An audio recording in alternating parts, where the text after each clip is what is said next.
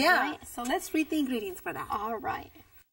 1 large eggplant, peeled and sliced. 1/3 cup whole wheat breadcrumbs. 1/3 cup cornmeal. 1/3 cup nutritional yeast. 1/3 teaspoon oregano. You will also need 1 recipe of the ricotta style filling that we just made, 1 jar of spaghetti sauce, and 2 cups of steamed spinach. All right. So this shouldn't be too hard. It is a little bit intimidating, you know, the recipe Eggplant Parmesan sounds like something that's complicated. very complicated, but it's not that bad. It just has a few steps, so if you have the time to do them, that would be ideal. Right. Now, what we're going to do is we're going to put the breading mix on a shallow plate. All right. So we have some cornmeal. And I did this breadcrumbs myself. I think it's better to save money than to have to buy them because it's so easy to just put the Take your own bread in a machine like we just used the food processor and just you make it really fine, put it in the oven until it's dried, and then you can actually put some spices if you want. You can add some onion powder and garlic powder, a little bit of oregano, Italian you can make it like you can buy in the store seasoned breadcrumbs. So make it like that. So I think it's better that way. Then we added our nutritional yeast flakes here, right? We added nutritional yeast flakes, and that's optional, I guess, if you don't want them. But I would think that you would because they're so nutritious. Absolutely. That's why they're nutritional yeast flakes. So we're just going to mix this up really good.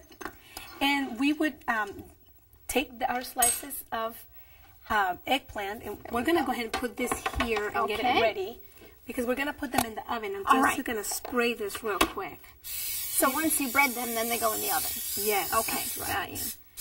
Yeah. And I remember one time I went to an Italian restaurant with some friends, and the only thing vegetarian they had was eggplant parmesan. Yes. But it was covered with cheese and really greasy. Yeah. And this is going to be a much lighter recipe. Absolutely. We're going to like that. Go ahead and dip the slices of eggplant you already cut. Yes. Yeah. I already have them cut and peeled and sliced and everything. So we're going to go ahead and put them on our tray like that. Now you can use 1 large eggplant or a couple small ones? Or how does that work? Yes, that's right. It has to be large. And if you only find medium, then I guess you would need like 1 1/2 or something. There you go. Or you could just stack them more and put more in it. Yeah, that would be fine. But 1 medium won't be enough. It has to be large.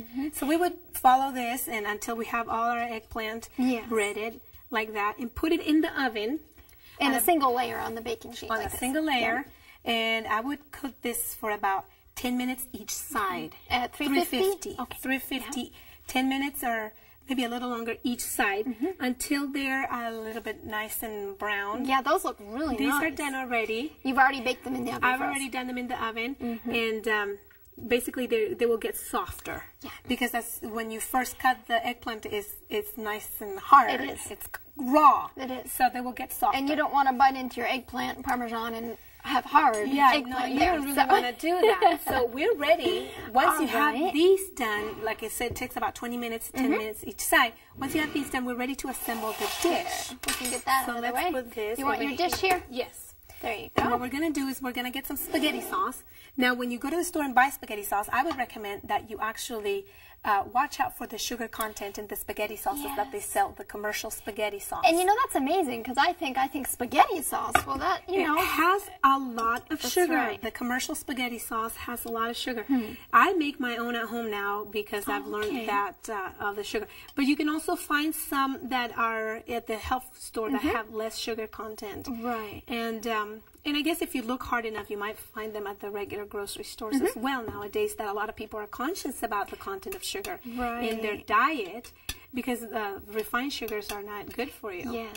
So a lot of people are becoming more conscious of that and are demanding. It's easier to find more health conscious things than it was, say, even 10 years ago. Yeah, it is. That's true. So what we're going to put is just a thin layer of the spaghetti sauce. And then we're going to go ahead and put these. Boy, it looks good. It's already started to look good, and it's not even halfway done yet. But that's right. I wish our viewers at home could smell what we smell here. Yeah, it smells good. A lot of people don't like eggplant. Did you know that? And I didn't. My husband's not too fond of it. Well, to be quite honest, I didn't like them either until I tried this recipe because you don't really taste. I mean, what's the taste of eggplant? It doesn't have much taste. But since you put it with all these seasonings and the tomato sauce, that's what gives it the flavor. It really makes it really flavorful. Yes, so you don't really need any more flavor. It's just beautiful and tasty. So we have our eggplant that's already been breaded and cooked in here. Yeah, so we're just stacking them, just covering the bottom of the dish, basically. Then what goes on top? Then we're going to put our ricotta-style filling. Tofu. Yeah, and we're just going to... This is a one-layer thing. It's not quite like it's not like making lasagna where you have 3 layers and stuff. You have to save half of your filling to the next layer. No. This would be something that you would just spread right on. You just put all of it out. Yeah. All right. So it makes it easier. It does. I like that. It makes it easier because you don't have to make sure that you save enough for the rest. You don't think I'm saving half for this and then doing that. That's nice. Exactly. Yeah. Yeah. So you just kind of spread it. And now we're going to use spinach on top of this. But you can, you know what? You can use any green you want. And now lately I've been using a lot of kale. Yes. A lot of collard greens. They're so high in calcium. They're so nutritious for you. But spinach is good too. So you can use it. I mean, you can use just about any green as long as it's dark green, leafy vegetable. It would be a good thing.